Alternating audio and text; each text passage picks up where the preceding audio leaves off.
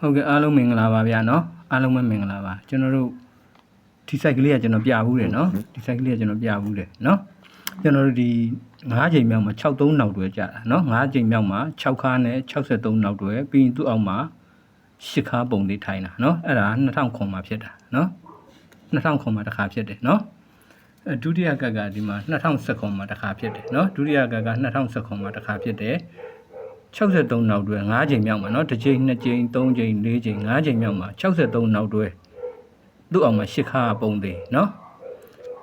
နောက်ဒီမှာ2025မှာတစ်ချိန်ဖြစ်တယ်เนาะ2025တစ်ချိန်2ချိန်3ချိန်4ချိန်5ချိန်မြောက်မှာเนาะ63နောက်တွဲပုံသေး10ခါလည်းပုံသေးเนาะဒီစနစ်ကကျွန်တော်တင်းပေးဘူးတယ်เนาะဟုတ်ပြီအားလုံးကြည့်အောင်เนาะအဲ့တော့ပထမကတ်ကိုပြန်သွားမယ်เนาะ63နောက်တွဲကြာတယ်5ချိန်မြောက်မှာပြီးရင်သူ့အောင်မှာ10ခါပုံသေးထိုင်တယ်ပုံနေတိုင်းတာနဲ့ဒီ63နောက်တွဲဒီ break နောက်ပေါင်း6ဖြစ်တဲ့အတွက်သူ့ဘေးမှာ6ပါတော့ break 6ကဏ္ဍထွက်တယ်နော်ဒုတိယကတ်မှာလည်းအဲ့တိုင်းပဲ63နောက်တွဲတည်တဲ့6ဖြစ်တဲ့အတွက်သူ့ဘေးမှာ6ပါတော့ break 6ကဏ္ဍထွက်တယ်နော်တတိယကတ်မှာလည်းဒီတိုင်းပဲ63နောက်တွဲတည် break 6ဖြစ်တဲ့ပေါင်းချင်း6ဖြစ်တဲ့အတွက်သူ့ဘေးမှာ6ပါတော့ break 6ကဏ္ဍထွက်တယ်နော်အဲ့လိုထွက်ပြီးတာနဲ့တပြိုင်နက်တည်းတဲ့သူကအဲ့6ရဲ့အောက်မှာနော်အဲ့6ရဲ့အောက်မှာသူကဒီ10ခါကိုတဲ့နော်ဒီ10ခါကို398เนาะဒီ396 8ပြန်ဖြီးတယ်เนาะဒီ8ခါကို8ပြန်ဖြီးတယ်ဒီ3လုံးကခွန်ဖြစ်နေတာเนาะ39နဲ့36နဲ့8နဲ့ပေါင်းရင်ခွန်အဲ့ခွန်ကဒီနှလုံး1နဲ့အဲ့ထိပ်စီး6နဲ့ခွန်ပြန်ဖြီးတာเนาะဒီ3လုံးခွန်ကို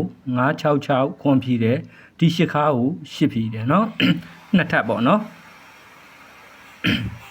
ဒုတိယကမှလူအဲ့တိုင်းပဲเนาะဒီ8ခါကိုတဲ့ဒီ3လုံး8ဖြီးတယ်เนาะဒီ10ခါကို3538ပြီးတယ်အဲ့ဒီ3လုံးပေါင်းချင်းခွန်အားတဲ့ခွန်ဖြစ်တဲ့အတွက်ဒီ34နဲ့အောက်တပွဲကျော်ကဒီ3ညနဲ့ကိုခွန်ဖြီးတယ်เนาะဒီ3လုံးခွန်ကိုဒီလိုခွန်ဖြီးတယ်เนาะဒီ10ခါကိုဒီလို10ဖြီးတယ်เนาะအတတရကမှလည်းသူဒီတိုင်းပဲကစားခဲ့တာเนาะဒီ3လုံးခွန်ကိုတဲ့เนาะဒီ4548နဲ့တဲ့ဒီအောက်က9ထိပ်နဲ့ခွန်ဖြီးတယ်ခွန်ဖြီးပြီးတော့မှသူကဒီ10ခါကို3539 3358လို့ဖြီးတယ်เนาะဒီပွဲမှာကျွန်တော်တင်းပေးတယ်နော်913ကျွန်တော်တို့က913တင်းပေးလိုက်တာထွက်တာ914တွတ်တွေအကုန်ဖြစ်ကုန်တာနော်ဒီပွဲမှာကျွန်တော်913ဆိုတဲ့ကဏ္ဍကိုဒီ site ကနေတင်းပေးလိုက်တာနော်သူကထွက်တာ914ထွက်တာဆိုတွတ်ဖြစ်သွားတယ်နော်အဲ့ဟုတ်ပြီအဲ့အောက်မှာသူကဘာကြီးလှုပ်လဲဆိုတော့အဲ့မှာသူကဘာကြီးလှုပ်လဲဆိုတော့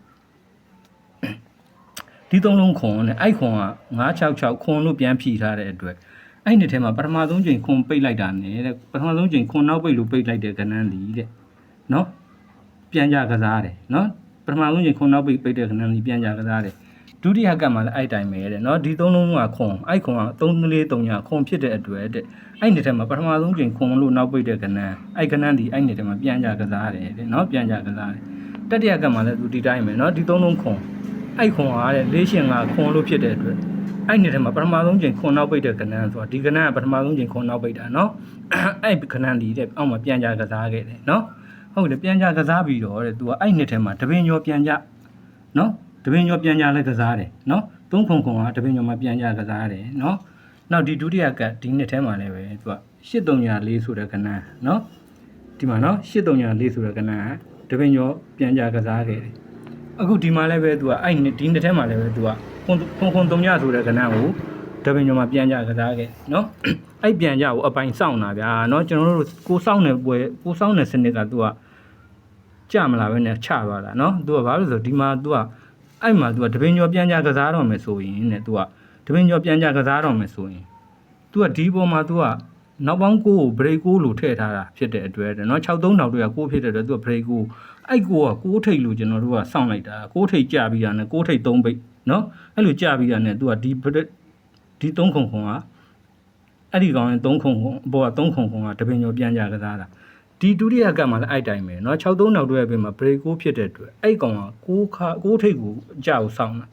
6ထိပ်ကဒီကြမှာလာကြတာเนาะ6ထိပ်အဲ့မှာသူကဒီမှာ6ထိပ်လို့ကြိုက်တာနဲ့6ထိပ်3ပိတ်ပဲသူကကြတာเนาะကြပြီးရတယ်သူ့ဘောကနန်းတပင်ကျော်ပြန်ကြကစားတာเนาะအဲ့တော့ကျွန်တော်တို့ဒီမှာ63နောက်တွဲက6ဖြစ်တယ် break 6ကြောင့်6ထိပ်စောင်းတာ6ထိပ်နဲ့3ပိတ်ကိုစောင်းတာเนาะဒီမှာ6ထိပ်3ပိတ်မကစားဘဲနဲ့သူကတပင်ကျော်ပြန်ကြကစားသွားတာเนาะဒါကြောင့်မလို့ဒီပွဲမှာမရလိုက်ဘူးเนาะတပင်ကျော်ပြန်ကြမှန်းသိတယ်6ထိပ်3ပိတ်ကြပြီးမှတပင်ကျော်ပြန်ကြကိုကစားဖို့လုပ်တာเนาะ ဟုတ်ပြီအဲ့တော့ခုဘာပြောချင်လဲဆိုတော့ဒီပွဲကနေမှ तू ကရှိချိန်မှာအဲ့မှာဒီကောင်တွေ break ကိုတွေလည်းခင်းနေပြီးတော့တုံညာထိတ်နော်တုံညာထိတ်သူ့ရဲ့အောက်မှာ break 6ကြတယ်ပထမကဒုတိယကမှာကြတော့ तू break ဒီ63နောက်တော့6ဖြစ်လို့ break 9ကြတယ်ကြပြန်သူ့ရဲ့နှစ်ပင်ကျော်မှာတုံညာထိတ် break 6ပြီးတော့ break ခေါ်နော်အခုတတိယကမှာ63နောက်တော့ကြောင့် break 9ကြတယ်သူ့ရဲ့နှစ်ပင်ကျော်မှာတုံညာထိတ် break 8ပထမကမှာတုံညာထိတ် break 6ဒုတိယကမှာတုံညာထိတ်အောင်မှာ break ခွန်အခုတတိယကမှာတုံညာထိတ်အောင်မှာ break 8လို့ကြနော်ကြပြီးတာနဲ့တပြိုင်နက်တည်းတဲ့ तू ကတုံညာထိတ် break 6ရဲ့အောက်တပွဲကျော်မှာတစ်ထိတ်ကိုပုံလေးကစားတယ်ဒီဒုတိယကမှာလည်းတုံညာထိတ်ခွန် break ရဲ့အောင်တပင်ကျော်မှာတစ်ထိတ်ကိုပုံလေးကစားတယ်ဒီမှာလည်းပဲတုံညာထိတ်8 break ရဲ့အောက်တပွဲကျော်မှာတစ်ထိတ်ကိုပုံလေးကစားခဲ့တာ तू အောက်တပွဲကျော်မှာနော်အဲ့တစ်ထိတ်လို့ကစားပြီးတာနဲ့တဲ့ तू ကအခုဒီ73ချိန်မှာပေါ့နော်ကျန်တစ်ထိတ်6ထိပ်ကိုเนาะပြီးခဲ့တဲ့ဘက်6ထိပ်ကစားတာဒီစနစ်ပါတယ်เนาะ1ပါဝါ6ထိပ်ဒုတိယကမှလည်းပဲသူ1ပါဝါ6ထိပ်အခုတတိယကကြ1ပါဝါ6ထိပ်ကိုမကစားဘူးเนาะသူလှည့်စားချက်ကိုပြမယ်เนาะဘာကြောင့်ဒီမှာ6ထိပ်မကစားလဲအဲ့6ကဒီကြားမှာလာထည့်လိုက်မယ်เนาะဟုတ်ပြီအဲ့1ထိပ်လို့ကစားပြီးရတယ်သူအောက်တပွဲကျော်မှာတဲ့သူကဒီပွဲကိုကစားတော့မှကျွန်တော်တို့ပထမကပ်သွားเนาะဒီပွဲကိုကစားတော့မှသူကစားဖို့တဲ့သူဘေးမှာ3ထိပ်နဲ့3ထိပ်အောင်မှာဗရိန်5ပုံတွေ3ထိပ်အောင်မှာ3နှစ်ခါဗရိန်5ပုံတွေခန်းထားတယ်เนาะခန်းထားတဲ့အတွက် तू ကဒီတစ်ကတပွဲကျော်မှာ तू 34ခွာတာပေါ့เนาะခွန်နေကြောင့်ဒီမှာ368ခွန်အဲ့ခွန်ကြောင့်966ခွန်နေဖြီးခဲ့တာ哦အဲ့ဖြီးခဲ့တဲ့အတွက်အဲ့ခွန်ကိုဒီမှာခွာခွန်ကစားခြင်းတာအဲ့ခွာခွန်ဒီ34ခွာတာเนาะအဲ့3ဒီ3ပေါ့เนาะ3ရဲ့အောက်မှာ3နှစ်ခါဗရိန်5ထောက်ပြီးကမှအဲ့3က3ထိပ်နဲ့ခွာခွန်ကိုကစားတာ34အခွာเนาะအဲ့ချိန်မှာခွန်ခါလို့ထိုင်တာเนาะဒုတိယကမှလည်းအဲ့တိုင်းပဲ तू က3ညထိပ်ဘရိတ်ခွန်အောက်တပွဲကျော်မှာတစ်ထိပ်ကစားပြီနော်တစ်ထိပ်ကစားပြီးတော့သူ့အောက်တပွဲကျော်မှာတဲ့နော်သူ့အောက်တပွဲကျော်မှာဒီ73ချိန်မြောက်မှာဒီကနန်းကိုကစားမှာနော်အဲ့ကနန်းကစားဖို့တော့သူ့ဘေးမှာပုံလေးပဲ3ထိပ်နဲ့3နှစ်ခါဘရိတ်5ကိုခန်းထားတယ်3ထိပ်ဘရိတ်5နော်ခန်းထားပြီးတော့အဲ့3က3ထိပ်နဲ့ကွာပေါင်းမြင့်ခွန်ကို34ပဲခွာတယ်နော်ခွာပြီးရတယ်သူနှစ်ခါပြန်ကြတာနော်ဟုတ်ပြီဒါဆိုရင်အခုတတိယကမှလည်း तू က3ညထိပ်ဘရိတ်8ကအောက်တပွဲကျော်မှာတစ်ထိပ်ကိုကစားပြီးရတယ်ဒီတပွဲကျော်ဒီ73ချိန်မှာကစားမယ်ကနန်းနော်အဲ့ဒီကနန်းဒီတဲ့ तू ကသူ့ဘေးမှာ तू ကစားတယ်မယ်3ထိပ်စီသူ့အောက်မှာ3နှစ်ခါဗရိတ်5ကိုခန်းထားတယ်3ထိပ်စီပုံလေး3နှစ်ခါဗရိတ်5ခံပြီးမှဒီ3က3ထိပ်စီနဲ့34ခွာမှာကျွန်တော်တို့ကနော်3က3ထိပ်စီနဲ့34ခွာမယ်ခါပြန်ထည့်မယ်ဆိုလို့ရှိရင်394ပေါ့နော်394နော်ဒါ394ဒီကောင်က394ဖြစ်သွားပြီနော်အဲ့ဒီမှာ तू လိန်စရာတစ်ချက်ရှိတယ်နော်ဘာနဲ့လိန်လဲဆိုတော့ဒီ3ထိပ်က3ထိပ်ကြားတဲ့ချိန်မှာတဲ့ဒီ4နောက်ပိတ်သူ့ဘေးက4နောက်ပိတ်ပဲပြန်ကြမယ်ဆိုရင်3ထိပ်4ပိတ်ပေါ့နော်ဒီ3လေးကို34ခွာမယ်ဆိုလို့ရှိရင်ဒီခွန်ခါနဲ့နော်ဒီ3ထိပ်သူ့အမဗရိန်ငါတဲထားတဲ့ကောင်နဲ့3ထိပ်က3ထိပ်ပဲသူ့ဘေးက4နောက်ပိတ်က4နောက်ပိတ်သွားခဲ့ရင်နော်ဒုတိယကပ်မှာလည်းဒီတိုင်းပဲနော်ဒီကနန်းကစားတော့လို့3ထိပ်စီ3နှစ်ခါ5ဗရိတ်ဒီမှာကစားထားတယ်3နှစ်ခါ5ဗရိတ်အောက်သူ့အောက်မှာအဲ့3ထိပ်က3ထိပ်နဲ့သူ့ဘေးကဒီ4နောက်ပိတ်က4နောက်ပိတ်နဲ့သွားခဲ့ရင်နော်ဒီခါပြန်ဆင်းပေါ့နော်အဲ့ဒါဆိုရင်အခုဒီမှာတတိယကပ်မှာသူကစားဖို့တော့ကို3ထိပ်ပုံသေးနဲ့3နှစ်ခါ5ဗရိတ်ကိုသူကဒီမှာရိုက်ထားပြီ3နှစ်ခါ5ဗရိတ်ရိုက်ထားတယ်ဆိုအဲ့3ထိပ်က3ထိပ်နဲ့ပဲသူ့ဘေးမှာ4ခံထားတာမဟုတ်6ခံထားတာနော်အဲ့တော့အဲ့6က6နောက်ပိတ်နဲ့ဆိုတော့36ခွာပါမယ်เนาะအဲ့မှာ तू ကဒီ6ခါပဲပြန်ဆင်းရမယ်ဆိုတော့396เนาะအဲ့တော့ဒီပွဲမှာကျွန်တော်က396နဲ့394နှစ်ကွက်ထုတ်ပေးလိုက်တယ်เนาะဘာဖြစ်လို့လဲဆိုတော့ဒီ396ကိုတော့ပိုးကြိုက်တယ်เนาะ396ကိုပိုးကြိုက်တယ်3ထိပ်က3ထိပ်သွားတယ်ဒီလင်းနောက်ပိတ်က4နောက်ပိတ်ကိုသွားတဲ့အချိန်မှာ तू ကဒီ164ခွေးသွားတာเนาะ164ဆို17ခွေးသွားတာเนาะ164 17ခွေးသွားပြီးကမှ तू က